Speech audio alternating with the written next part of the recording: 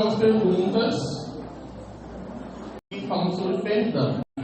Há 20 anos, meu pai traiu minha mãe após 40 anos de casado. Nossa! Uma relação fortuita. Dessa traição nasceu uma criança. Foi uma dor horrível que levou a minha mãe a uma grande depressão. Meu pai registrou a criança e paga todos os direitos civis desde quando ela nasceu. Perdoamos meu pai e continuamos unidos. No entanto, minha mãe não permitiu o convívio com a criança. Respeitamos isso. Não convivemos com ela, apenas rezamos por ela. Não a raiva dela, mas isso me incomoda. Como resolver essa situação? Não quero magoar minha mãe. Ela diz que não é certo.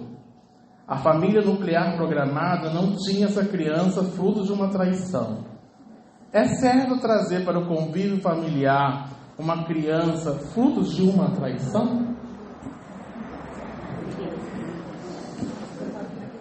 Existe uma situação de meio termo que não está sendo colocada. Não é necessário trazer a criança para dentro da família nuclear. Mas mesmo que a gente não traga, é possível fazer uma aproximação de meio termo. Porque o equívoco está no pai, não está na criança. A criança, ela não é, na verdade, alguém que tenha que ser penalizado pela ação do pai. O que seria razoável fazer? Seria conhecer e, em respeito à mãe, enquanto ela está encarnada, manter uma certa distância, até para não criar mais machucamento. Se já provocou uma depressão, respeitar isso. Mas visita a criança, conhece a criança, vê o que pode se fazer, mas sem trazer essa criança obrigatoriamente para o ambiente familiar. Então, encontrar um ponto de equilíbrio aí seja muito bom. E essa questão do perdão ao pai é muito importante para que a gente consiga dar saúde para a nossa família. Ele vai encontrar as consequências dentro dele mesmo. Não será a nossa mágoa, o nosso ódio, a nossa indiferença, o nosso desamor que vai provocar nele algum tipo de coisa.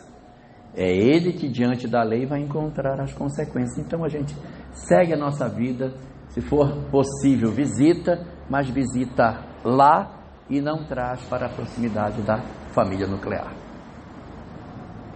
Beleza, nós vamos continuar com esse assunto, tá? Mas antes disso, tem uma pergunta aqui.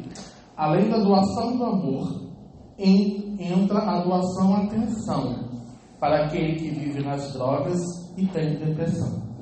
Aí, ela está querendo um comentário sobre isso. Isso é muito importante, porque nós temos uma tendência muito grande de quando a gente tem um filho ou uma filha que é depressiva, nossa, a gente se desdobra em cima desse filho, dessa filha de maneira intensa.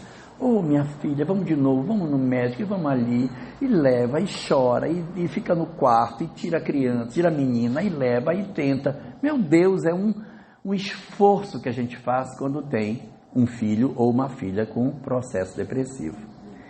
Mas muitos de nós temos filhos que têm envolvimento com droga, e o nosso comportamento é outro. Você é um safado, você é um vagabundo, você é um imprestável, você é um inútil. Quando, na verdade, muitos, mas muitos mesmos dos casos de droga são processos depressivos. Que tipo de medicamento a pessoa que tem depressão procura o psiquiatra para tomar para ficar bem? Droga. Não, o psiquiatra receita uma droga, só que a droga é lícita, Camila. A droga é lícita. O filho que enveredou pelas drogas, ele também tem conflitos e ele usa a droga para anestesiar os processos de sensação de abandono, desamor, tristeza, inaceitação da realidade. A menina deprimiu e foi para o quarto. O garoto deprimiu e foi para as drogas, foi para o álcool. Então, a gênese é a mesma, mas o nosso olhar não é o mesmo. Então nós, na condição de entendedores da vida, nós temos que ter um pouco mais de misericórdia com os que enveredam pelas drogas, fazendo uma ressignificação e olhando para eles e dizendo: ele é depressivo. E a estratégia dele para fugir da depressão foi escorregar para as drogas. Aí depois de escorregado é ruim de conseguir puxar. É complicado de puxar, mas a gente precisa trabalhar a nossa cabeça para entender que esse fenômeno ele também tem raízes na inaceitação da realidade, para que a gente possa fazer um trabalho melhor na condição de família que temos. É claro que a gente tem nossas limitações, nós somos espíritos com limitações, mas dentro da nossa possibilidade, dentro do nosso recurso emocional, naquilo que a gente puder, a gente precisa fazer um esforço para dizer: não. Pode tentar outra vez?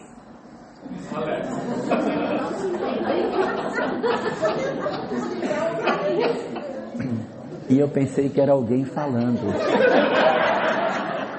Não entendi. Pode tentar outra vez? Aí eu ia tentar de novo. Quando eu fiz...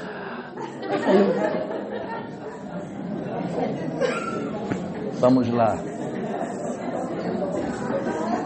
Muito simples, né? Eu adorei. Vamos lá, mais uma. Do cômodo do perdão, tá, gente? Das perguntas. Jorge, tem um irmão que desde criança brigamos muito. Ele é agressivo e eu calmo.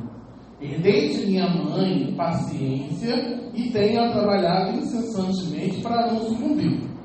Estou na doutrina espírita desde 2011 e me esforçando para melhorar mais e mais. Hoje procuro ser mais cautelo em minhas atitudes. Acredito que as desavenças vêm de vidas pretéritas. Nunca condenei.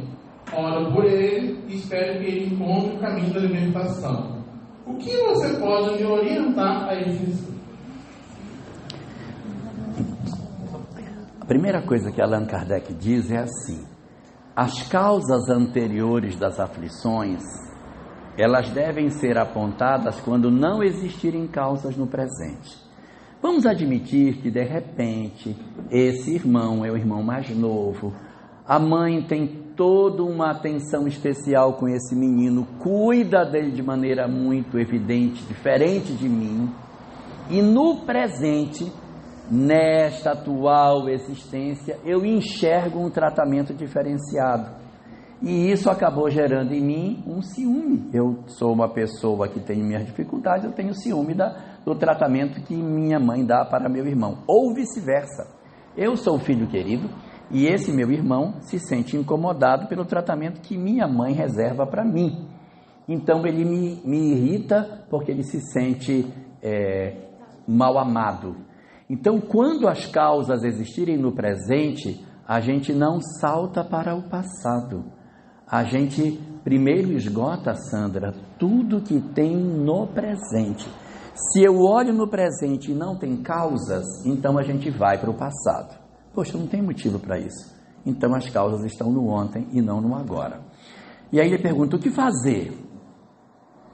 Bom, o que fazer, você já está bem encaminhado no caso, né? Que tem mantido uma percepção espiritual das coisas, tem mantido uma atenção. E o ideal nessas circunstâncias é a gente não provocar fatos novos, de ficar dentro de casa. Porque sabe o que acontece? Que você é um espírito perturbado, mas eu sou um espírito iluminado. Então você é problemático, eu não sou. Quando a gente tem família que tem muito conflito, principalmente espírita, se a gente ficar, por exemplo, só sou eu que sou espírita na minha casa, ninguém só sou eu, então a gente evita ficar falando muito de espiritismo dentro de casa. Assim, vocês vão ver só, vocês não acreditam no que eu estou falando, mas vocês vão ver, vocês vão pegar uma obsessão, porque um vampirizador vai aparecer aqui, vai arrastar o perispírito de vocês, e vocês vão ter um processo zoantrópico. Aí ninguém nem entender o que está falando. Então a gente evita ficar trabalhando essas questões como se a gente tivesse que converter a nossa família. A gente converte a família, não é com a nossa fala, é com a nossa atitude. Nós temos que ser um evangelho vivo, para as pessoas lerem o evangelho em nós e dizer assim: por que fulano é tão diferente de nós? Por causa da doutrina que ele participa. Sem que seja preciso a gente ficar o tempo todo gritando o nome de Allan Kardec dentro de casa. A gente vive de maneira diferente e isso mostra a excelência da doutrina que a gente tem. Se a família é mais harmônica, não tem problema. Mas se você vive numa família que as pessoas odeiam falar de espiritismo, não provoque, não instigue, não crie situações que vão gerar atrito. Não precisa, a gente não precisa disso. Então a gente silencia, age no bem o máximo que puder. E nesse sentido, respondendo aí a sua pergunta, eu vou relembrar aqui um ponto da Revista Espírita de 1865. Tem uma mensagem chamada A Chave do Céu lá, que diz que existe a escala da caridade. Vocês podem procurar depois. Está lá na Revista Espírita, mês de agosto. Então, Lacordaire, que faz essa mensagem, diz que a caridade tem 5 degraus. Primeiro degrau da caridade, com cônjuges e filhos. São as primeiras pessoas para quem a gente deve ter atenção, de dar amor, de dar nosso afeto, a nossa caridade, primeira com os nossos cônjuges e filhos.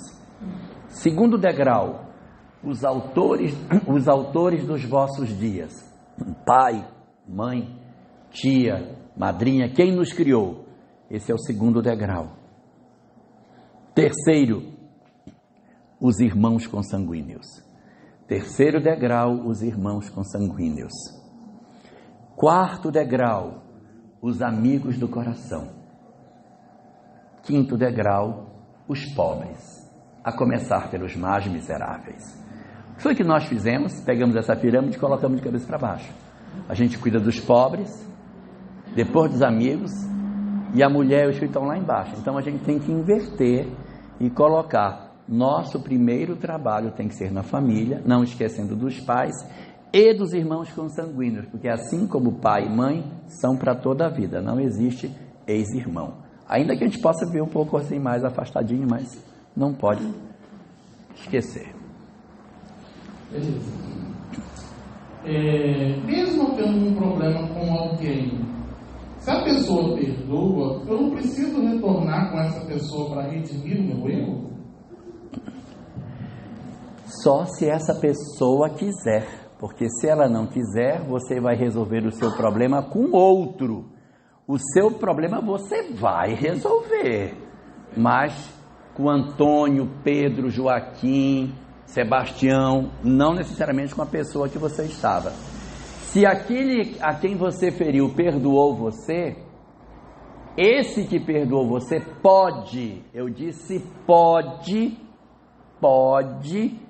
querer você com ele, mas ele não é obrigado a isso, porque estando perdoado, ele se desvinculou da necessidade do reencontro.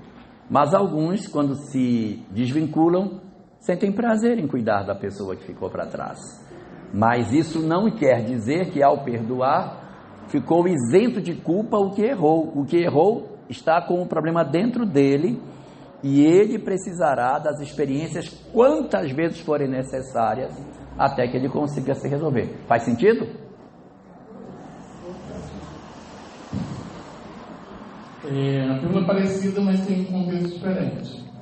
Como ajudar de maneira objetiva os afetos que criamos nessa encarnação, mas que não conseguem perceber essa ajuda?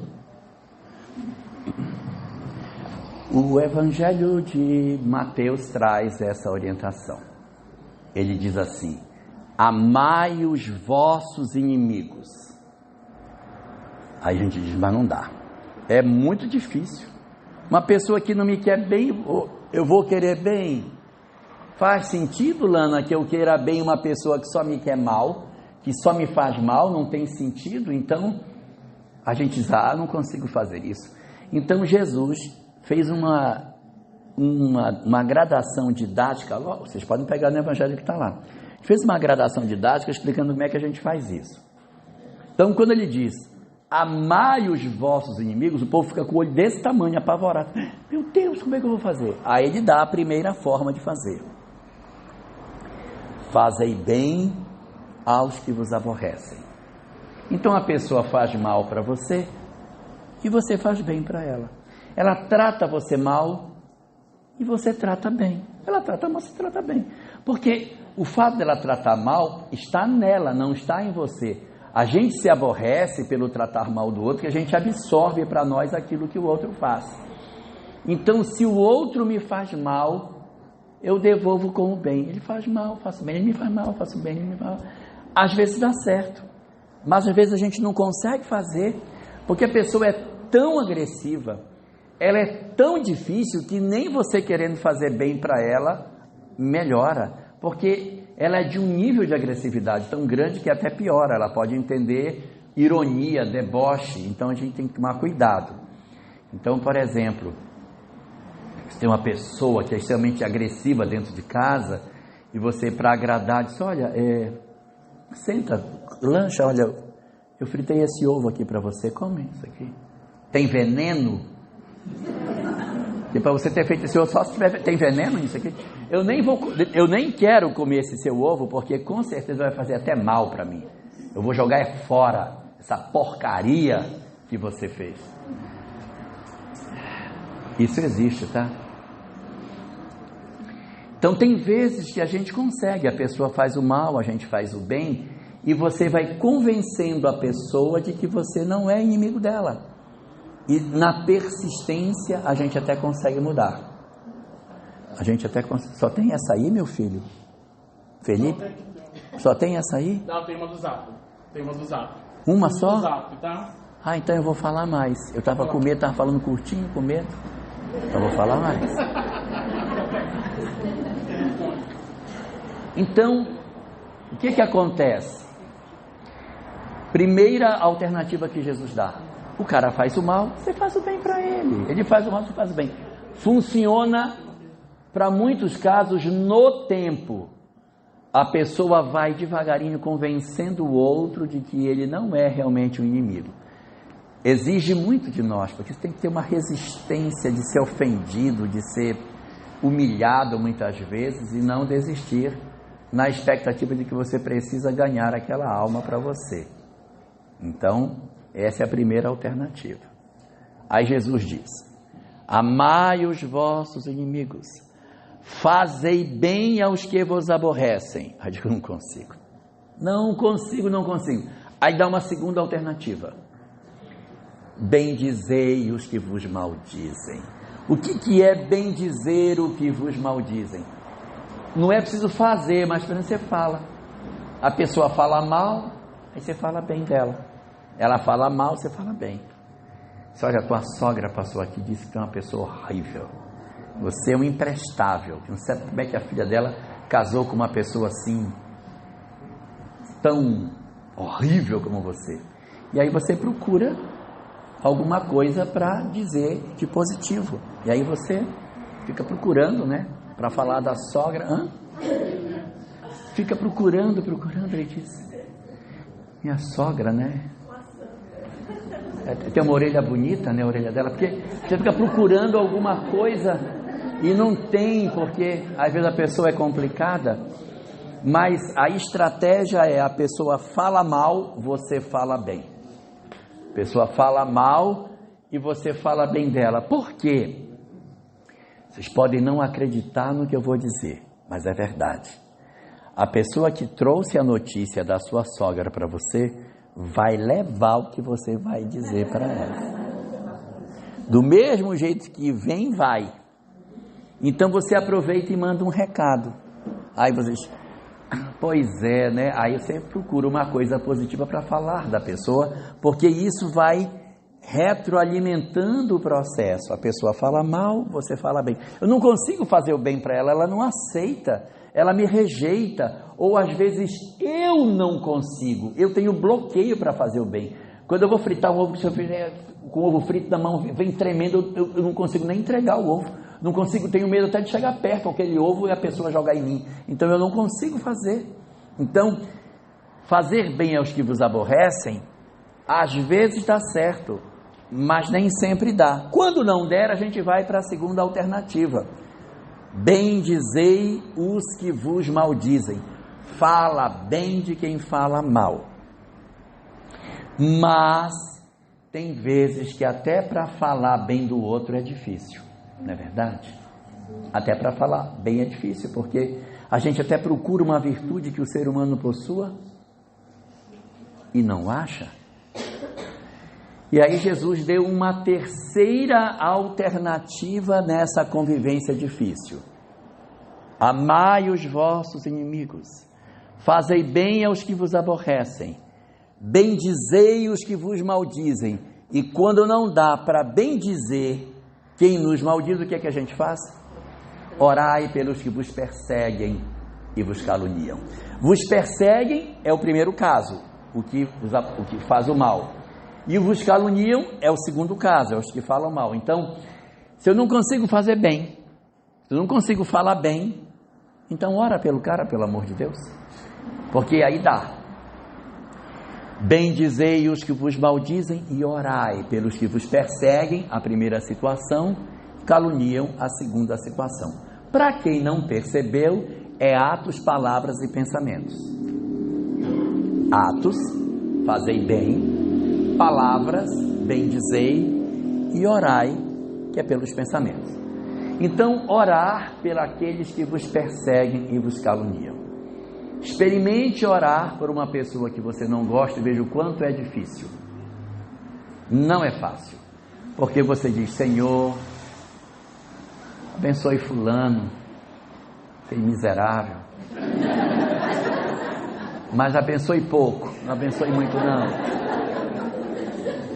A gente tem dificuldade porque a gente fala e o nosso coração parece que não é fácil não. Não é fácil não. Quando você tem uma pessoa que você tem algum tipo de dificuldade verdadeira, quando é uma coisinha besta é fácil.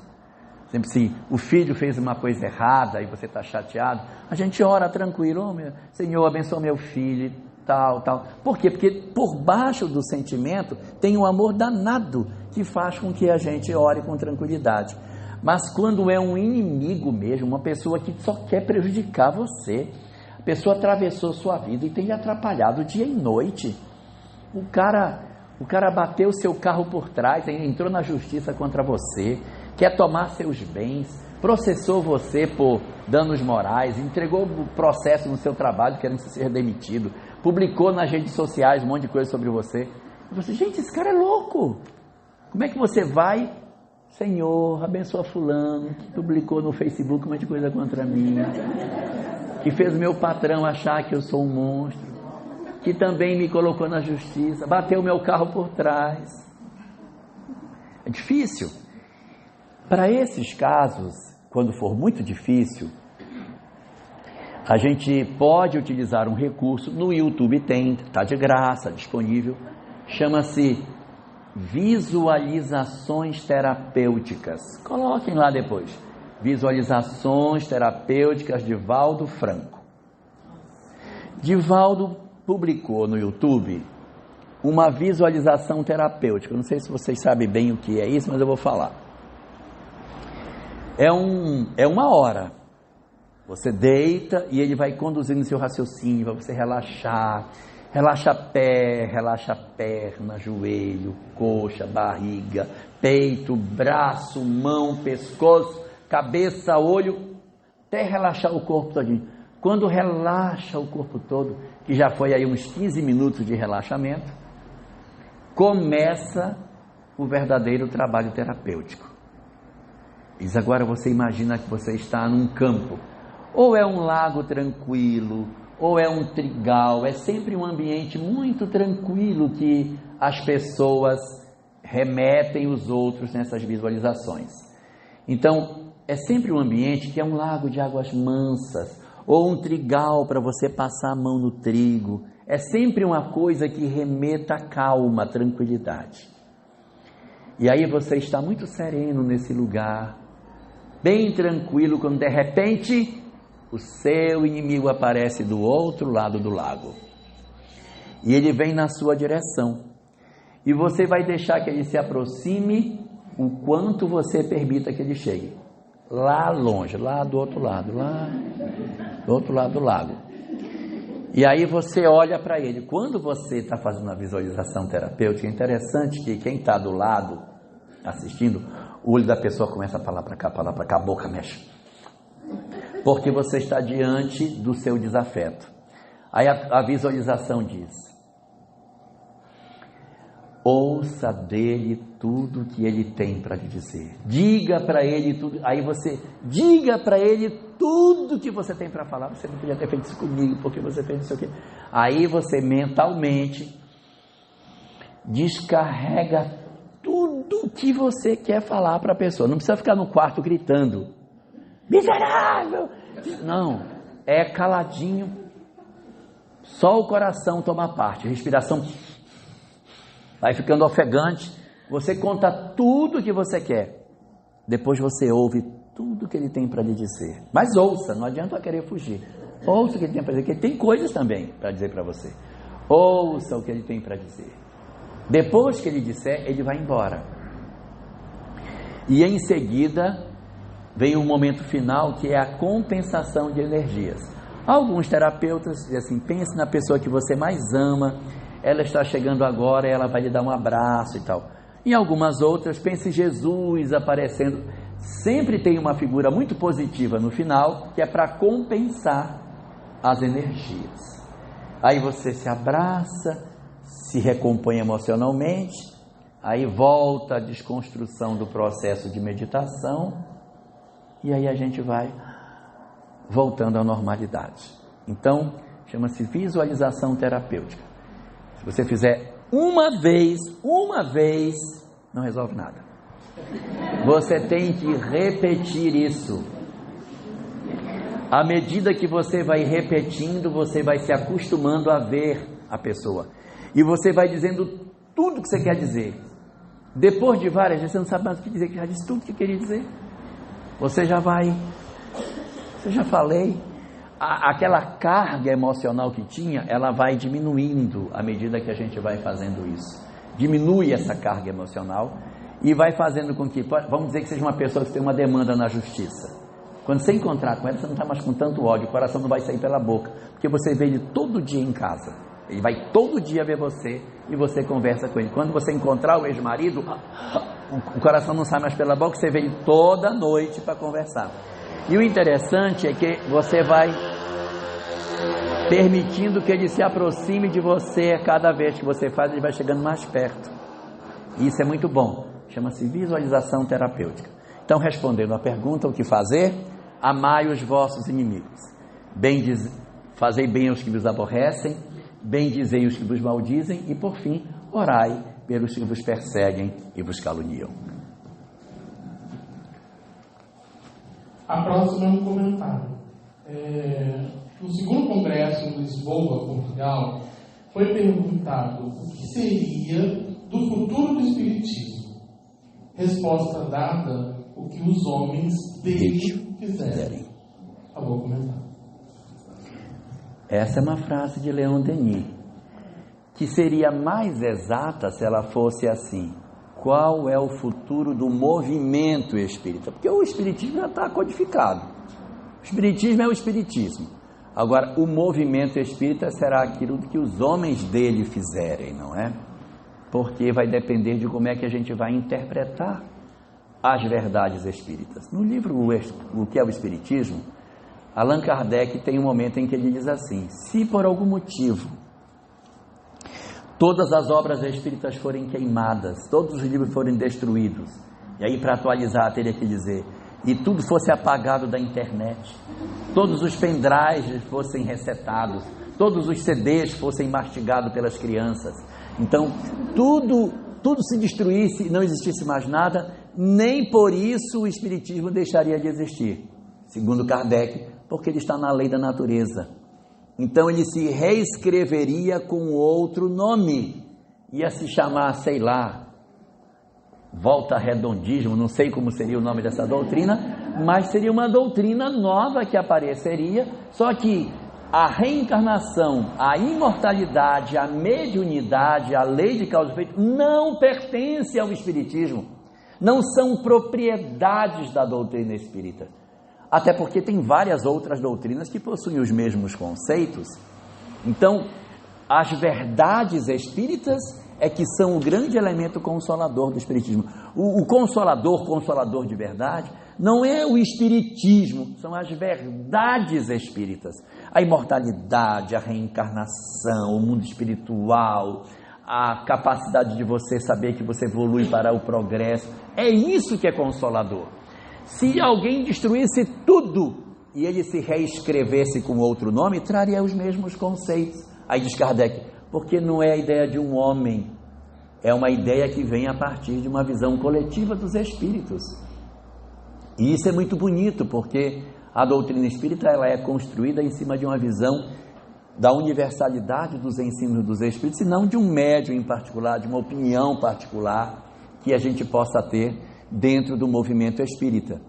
E isso que dá para nós essa fé raciocinada que a doutrina espírita nos oferece, o dom de nós observarmos as coisas de maneira serena e tranquila, consentâneo com a própria ciência, observando as coisas que se passam em nosso derredor.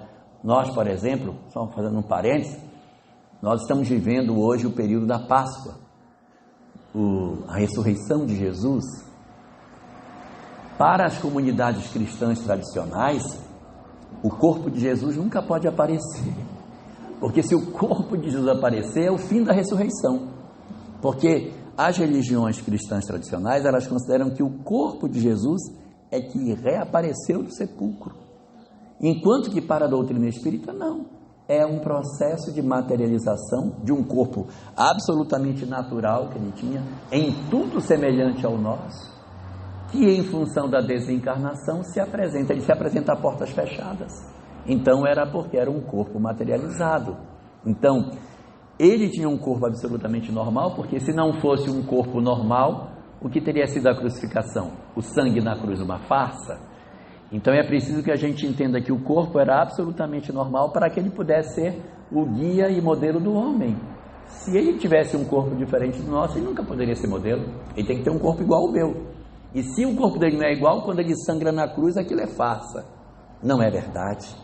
Então, é essa visão racional que a doutrina espírita nos oferece, que dá para as nossas vidas a condição de nós percebermos que sim, essa beleza da doutrina espírita e que, portanto, o movimento espírita será aquilo que os homens dele fizerem. Mas a doutrina, essa está escrita, essa está codificada, ainda que apaguem, vai sobrar um pendrive ainda com o conteúdo, um HD com o PDF da obra básica em algum lugar desse planeta. Não dá mais para apagar, isso não tem mais jeito não, Felipe.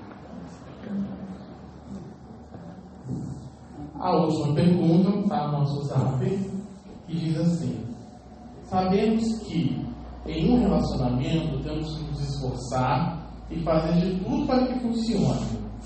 Mas como saber se de fato já fizemos tudo o que podíamos? Acredito que essa compreensão seja uma linha tênue que temos dificuldade de entender. Eu não tenho dúvida nenhuma de que essa linha é tênue, mas nós consultamos a nossa própria consciência, porque a lei de Deus não diz que a gente vai ser julgado pela própria consciência.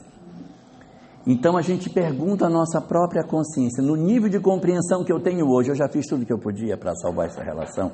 Se a sua consciência disser que você já fez, você está livre. A pergunta é se você vai conseguir que a sua consciência diga que você fez tudo. Pegue o último parágrafo da mensagem número 76 do Livro da Esperança.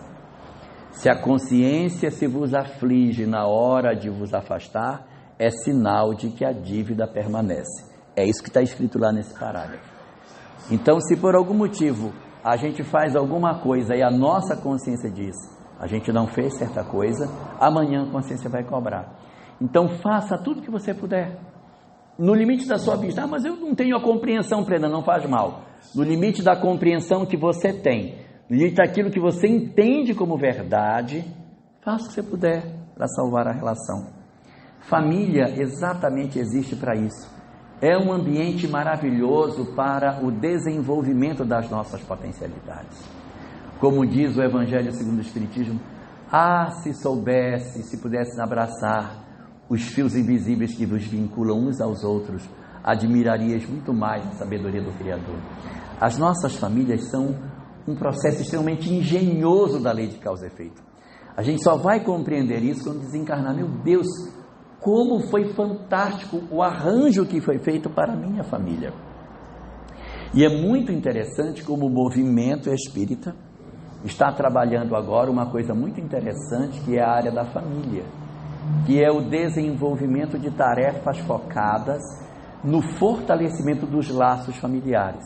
Uma área que é uma área transversal, que atravessa a infância, atravessa a juventude, atravessa o trabalho do adulto, trabalho assistencial, atravessa a mediunidade, atravessa o trabalho do dirigente, atravessa a área de assistência espiritual, atravessa todos os departamentos da casa espírita, porque a família, ela é o elemento que vai trançando e vai fortalecendo como se fosse um cesto de vime. Ela é aquela peça transversal que vai costurando e abraçando todos os outros num grande fenômeno de aproximação. Nós, espíritas, possuímos uma doutrina maravilhosa que nos ajuda a entender a lei de causa e efeito dentro do lar, que nos ajuda a entender a depressão, que nos ajuda a entender a droga, que nos ajuda a entender o luto, que nos faz compreender que a vida continua. Gente, nós temos um tesouro inestimável. Talvez o maior tesouro que a gente tenha nesta vida seja o dom de compreendermos a vida pelo ângulo espiritual. O que a gente precisa fazer é usar esse tesouro em nosso favor, aceitando as famílias reais que nós temos, porque nós queremos ter uma família perfeita, e essa família perfeita, ela não existe. Aceite a família real que você tem, com seu filho problemático, com a sua filha difícil, com o pai que tem problemas, com a mãe que tem uma dificuldade enorme, marido, esposa problemático. Aceite as circunstâncias que a vida lhe ofereceu e aproveite o máximo que você puder para esse trabalho de desenvolvimento. Como última recomendação da nossa manhã de hoje, eu quero deixar a informação de que nós não somos medidos por aquilo que os nossos filhos fazem. Nós somos medidos por aquilo que nós fizemos. Então existem muitas pessoas que acham, eu falhei na vida porque meus filhos enveredaram por um caminho que não deveria. Isso não é a questão principal. A pergunta é, o que foi que você fez? Você desistiu deles? Você não os orientou? Se você os desistiu deles, você tem parcela de responsabilidade. Mas se você investiu tudo o que podia e ele ainda assim decidiu enveredar por outro caminho, a responsabilidade é dele, não é sua. A nossa responsabilidade entra quando a gente se retira do palco e deixa os nossos filhos à própria sorte. Tem uma mensagem no livro Evangelho segundo o Espiritismo, capítulo 14, chamada Ingratidão Filial. Nela tem um trechinho que diz assim: lembrai-vos todos vós que um dia se vos perguntará: que fizeste dos filhos confiados à vossa guarda? Olha a pergunta: que fizeste dos filhos confiados à vossa guarda? A pergunta não é: que fizeram os filhos confiados à vossa guarda? É o que fizeste, porque o que os filhos fizeram é responsabilidade deles. Agora, o que tu fizeste com os filhos confiados à tua guarda é responsabilidade nossa. O nosso papel como pais, como avós, como irmãos, como filhos, é nós fortalecermos os vínculos, que a nossa área de família vai trabalhar isso muito bem dos anos de agora para sempre. Mas é fortalecer esses vínculos familiares, porque esse é o objetivo. É eu não desistir das minhas tarefas, ainda que no término da jornada eu não tenha conseguido obter o resultado que eu queria com os meus filhos. O nosso papel como pai, como mãe, não é colher. O nosso papel é: eis que o semeador saiu, não saiu para colher. O semeador não colhe. Então, às vezes, nós somos grandes semeadores dos nossos filhos, mas a colheita não será para essa existência. Não esperemos que a gente vai sair dessa existência com os filhos redimidos. Talvez não, mas a gente não pode esquecer de semear na terra dura, no espinheiro, no pedregoso e na terra boa. Semear em todo canto sem cansaço. Esse é o nosso trabalho. A colheita pertence a Deus e não a nós. Um bom final de semana para todos nós. Muito obrigado.